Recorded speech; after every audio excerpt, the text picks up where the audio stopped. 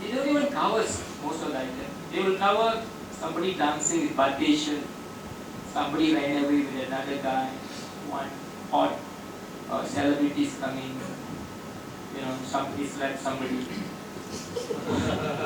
No political. I try my best level not to bring any political things here. I don't get slapped here. Okay, guys, enough to say about that. This is old Kuala Lumpur. It was nice then, right? But we cannot go back here. We are thinking forward to achieve the same comfort level. That is what we are looking. Definitely not going back to rickshaw or beca or small buses like this. No, I'm not talking about that. But to have a comfort life like this, with trees, greens, people walk. I walked before from, now it's Pasar Seni. Those days it's called Fish Market in early 80s. Fish Market. Pasar Seni now is actually Fish Market. I walked from there to all the way to Jalan Tunku Abraman, Globe 6 store to buy shirt during Christmas. We walked. My father dragged me. I was 10 years old. We walked. Nowadays people don't walk. Examples of well-planned cities. As I said earlier, TOD is a term. But what still people call this kind of places is actually well-planned cities. Transit is just one of the items. It's not a must. It's just one of the items. It's supposed to be well-planned cities. Singapore, small island, very nice. It's city rates highly because of its infrastructure facilities from 90s. Now it's even getting better. Why they can think of such a thing that we Malaysians cannot even think?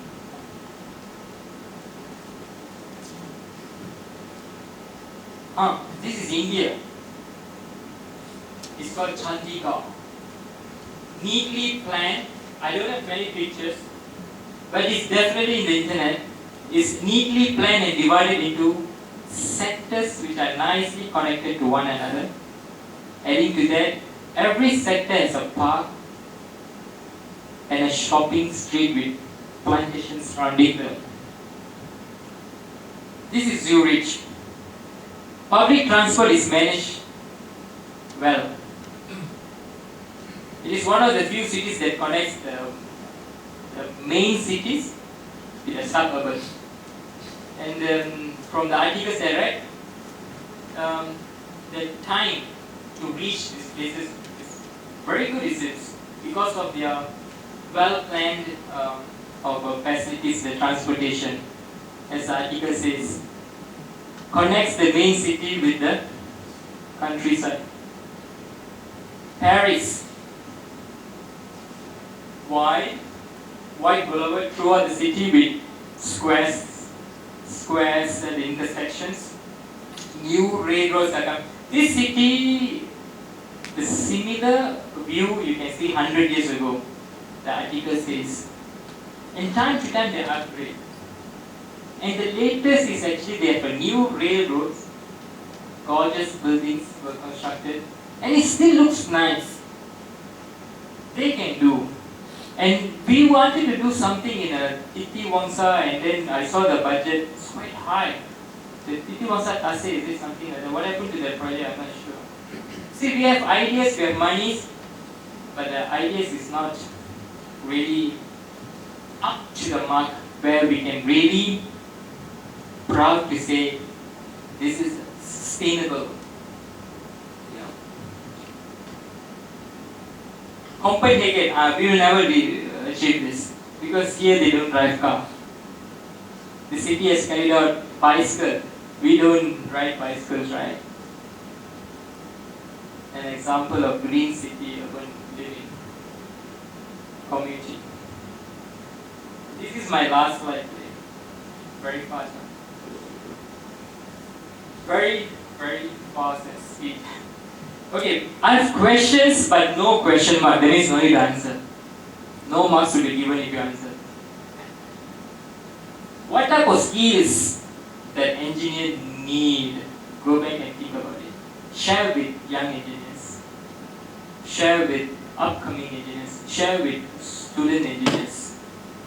What type of skills that an engineer need? Intelligence definitely. CP, GPA, yeah, it's a gauge. But it's not the only thing. They need to engage with seniors like us here. They need to come here. They need to participate. They need to ask questions. That are the engineers that are looking at. When you go for interview, they must be able to speak sense. Do we need to study again? We saw so many examples, like middle-aged engineers. Do we need to go to college and study? That is personal, individual. If you really think that you need extra knowledge, you go to study. Otherwise, we can always upgrade ourselves by attending short courses, alert, read proper articles from the internet, not improper.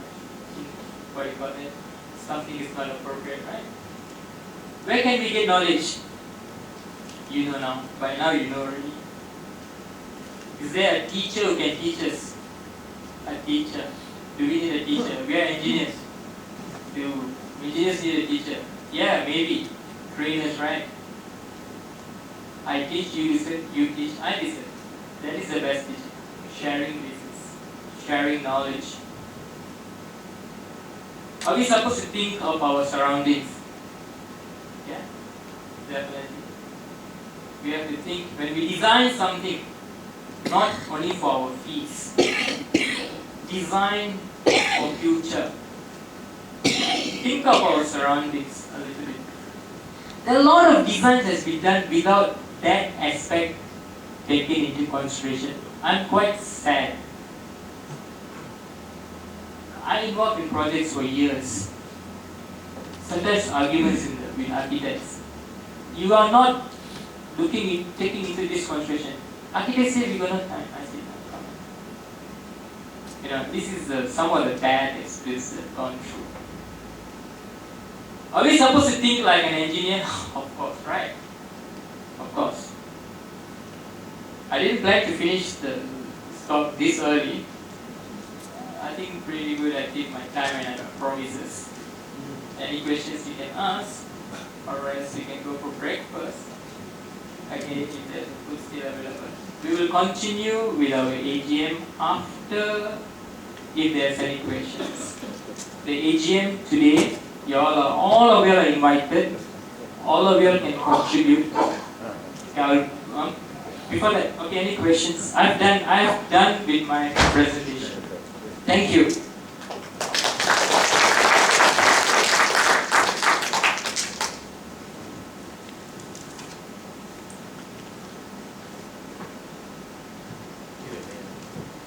Yeah, Q&A. You can ask anything.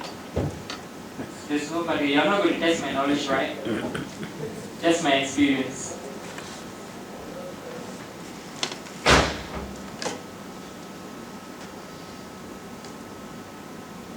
I wish not to drag these, and please come on with questions or something like that.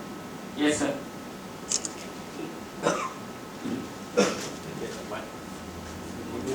Mike. He's Engineer Fund. He was the former chairman of Environmental Technical Division, IR Engineer Fund. Yeah, according to Engineer Santa, yes, it's true. I was the one before Engineer Santa. So I've been with the committee as long as he was in it as well in the period of time. So we have actually achieved a membership in the technical division. So, but anyway, Engineer Santa was mentioning about TOC. TOD. TOD, Transit Oriented TOD. Development. Imagine an example of, I think, the development in Bukit Jalil. Yeah, Bukit Jalil. Bukit Jalil with the environmental sustainable development, which I look at it, not much of it that they input into it.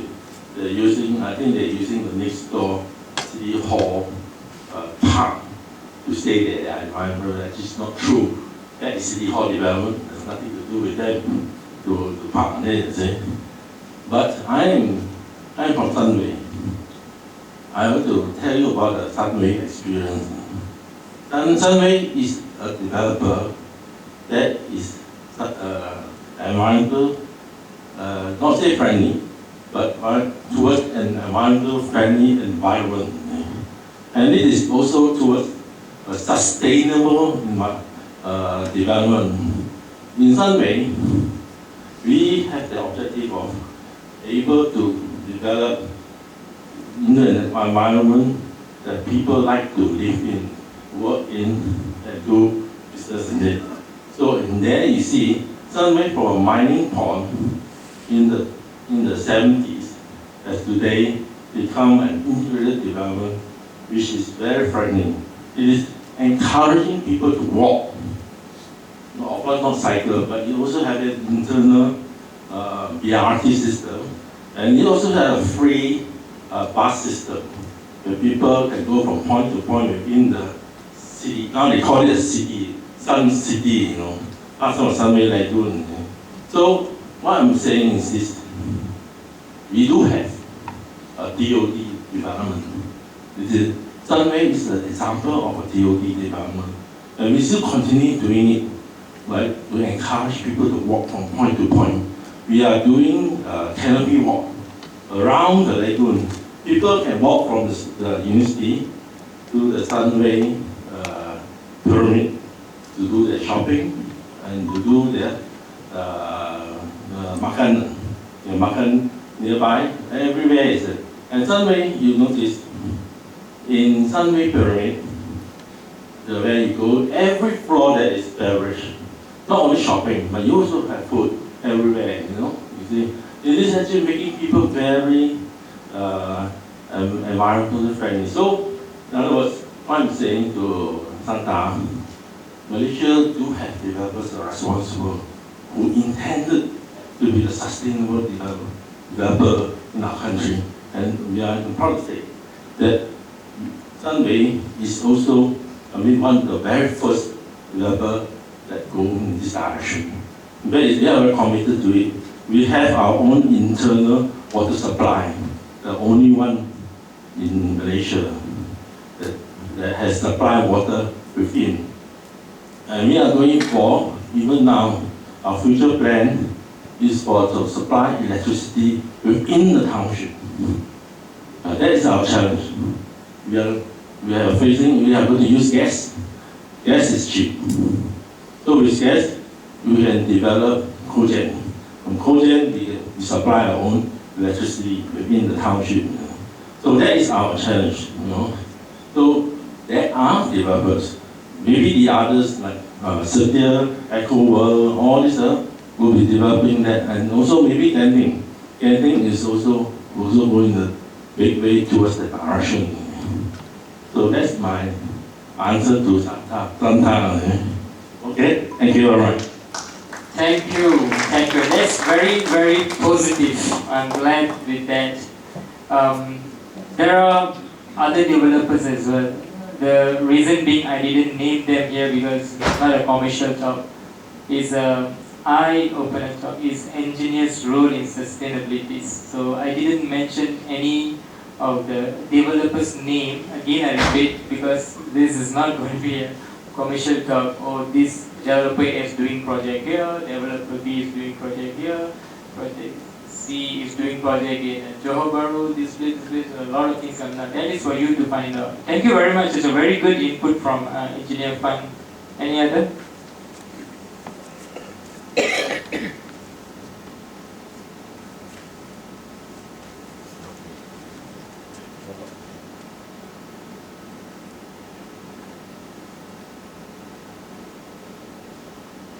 All of you look very serious. Do I look serious? No, right?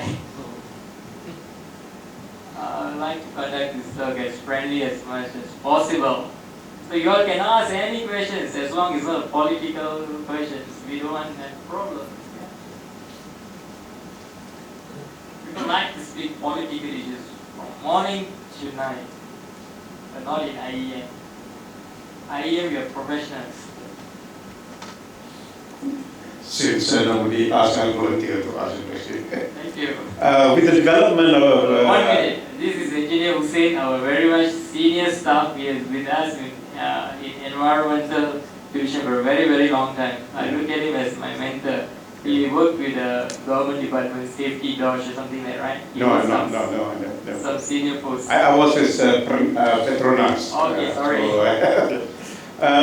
With the development of LRT now and MRT now, and the announcement from the DBKL, Dewan Bandaraya, that they're going to have abolished parking lots in Kuala Lumpur. Are they going into that direction of TOD, do you think, or what else the DBKL need to do? Thank you very much. DBKL has a lot of plans under them. They are recently championing rainwater harvesting for every new housing development. So definitely one of the reasons they are abolishing the parking lots in around some town areas is actually to reduce traffic congestion around KL, not in that particular areas. As one of the slides say just now, when the highways are empty because there's no enough parking space, so people don't drive and look for parking space. So it has some chain reactions. People can do this kind of things if that place, the public transport widely available. If public transport widely available, you can do that. But if the place got no public transportation available, I don't think any municipal council, city council will come up with this kind of drastic ideas. But of course, old habits. We drive, we don't find car parks, we will scold the city council. That's my comment.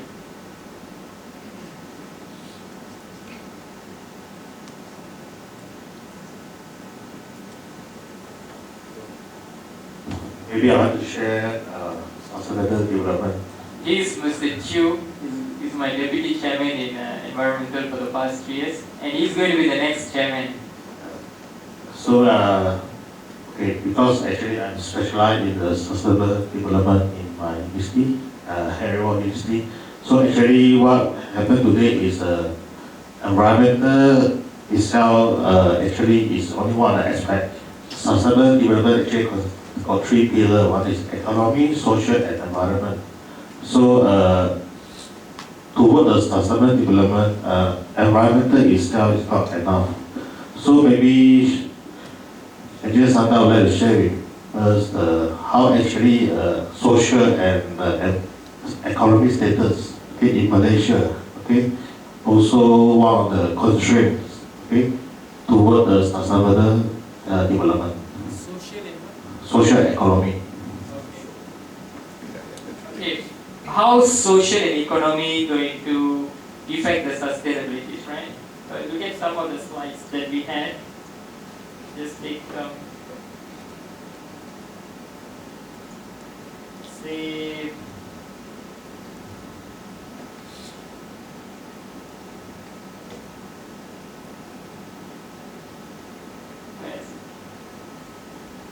oh.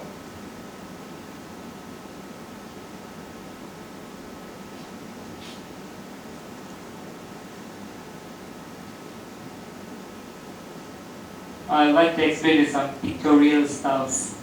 It's not a very good, beautiful picture, but it has a lot of information here. When you're talking about social and economic, this is what I said earlier. When developer coming out with an idea, they have many objectives under them. One of it definitely not to do anything to do with welfare. Developers are not here to help you all and then go back home. Their paramount aim is profit. Alright? But when they prepare the business plan and the project plan, they have index to fill in.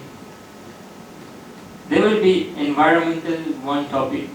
Oh, our development is tackling all these environmental issues, which is in line with global calls like Paris Agreement or any other calls like TOD. It is a must anyway. The project I'm doing now, LRT, in another place, in Palembang actually, they have environmental, one big sector to fulfill if they want the project to go on. Okay? The next two items where developer will think definitely in their index is how this project going to be useful for people, social, right? Because easiest example I can give is the communities in Singapore. They have libraries in their own communities. I have been there. It's a very small community, few condominiums, they have libraries. I have been to some other countries, I don't want to mention the name, similar. Maybe Singapore is also adapting some of the ideas around some developed countries. They have parks, they bring their dogs around, and the dogs' food, they know how to clean. In Malaysia, no. In Malaysia, the pool will be there for 1 week. Trust me. A lot of social problems that we are facing. Social problems. So, in their business plan, their project plans, is well written how this development is going to give not effect but beneficial to the social. They have subtopics, parks, water features, lake. As I said earlier, I can bring out a lot of private projects. I didn't want to mention it, but here, since the question is that, just go and see Kota Kemareng. They have lakes, they have parks, they have banks, the road systems are good, the bus systems are good there. But people still prefer to use cars. Alright, they have golf course there, they have shopping, they have theaters, schools, universities around that region. So the social impact is very important, like Engineer Chu is asked. He's a lecturer. Engineer Chu is a lecturer, so he wants to get some tips from me, I guess.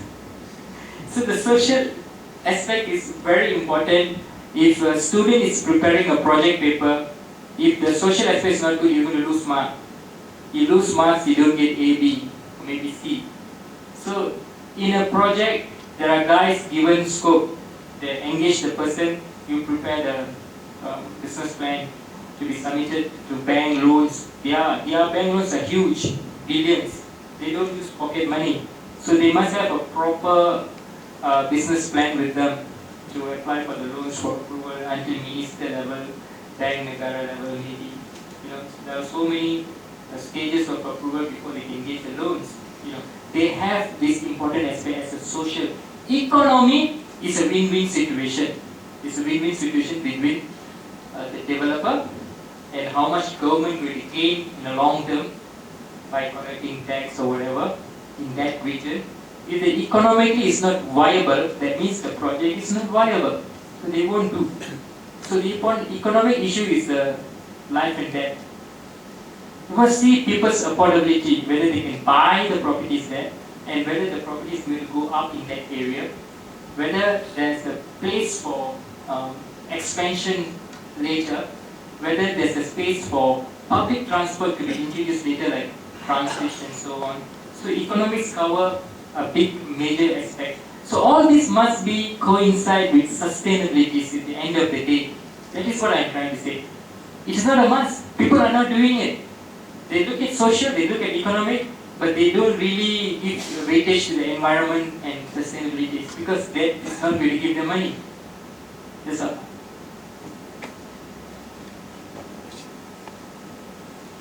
Yes, sir.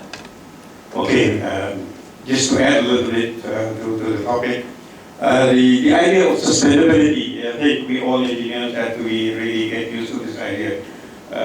From now on, I think many things now that is being developed involve sustainability concept in it. If you look at all the management system, this is something I've been involved with lately. We are developing, ISO is now developing a new safety management system. We are going to hold a meeting in Malaysia in September. if you look at all the new management systems that has come out since 1912 or so, especially last year or year before, in 1915, we have ISO 9000, ISO 14000, 45000. All those new management systems now actually incorporate in it the idea of business sustainability. So we need to get used to it. So all the new management systems now require that management take into account the sustainability of the organization itself. So the new management system now all begin with the idea of the context of the organization. In the context of the organization, you need to look at the environment of your business. And they have a short form what we call PESTLE, P-E-S-T-L-E. You need to look at the politics of the country, the economics, the society, the social impact, and so on. So sustainability is an idea that we all need to get used to, and engineers will better get be very close to it, because that is the thing of the future. It's not a passing event anymore. Thank you very much. Any more questions? We have 20 minutes before 11. I should have put down my mark at 11 just now, right?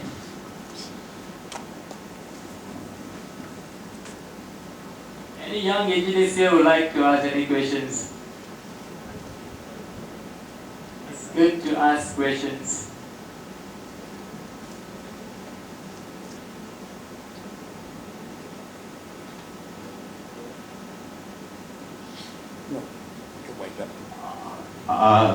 If no questions, I think thanks Engineer Santa, okay, for giving this very informative talk. So on behalf of IEM, we'd like to present a token of appreciation to Engineer Santa.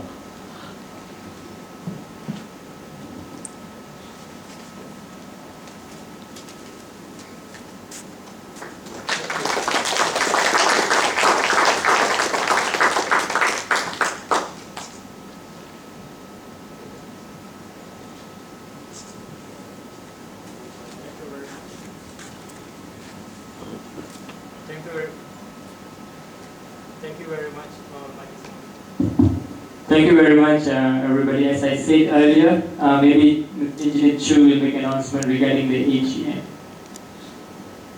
So our AGM will start at 11, okay, at this hall. So, so you guys can go for no more coffee. So maybe 5 minutes? 5 minutes break. 5 minute break.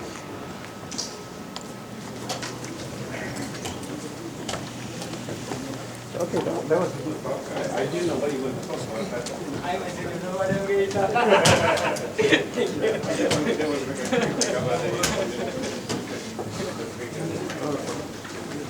I thought of it for changing, getting the right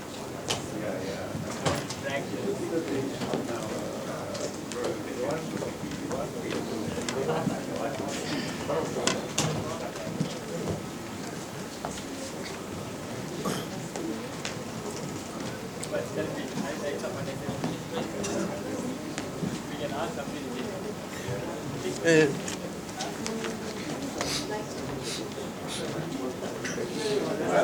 They have an outside.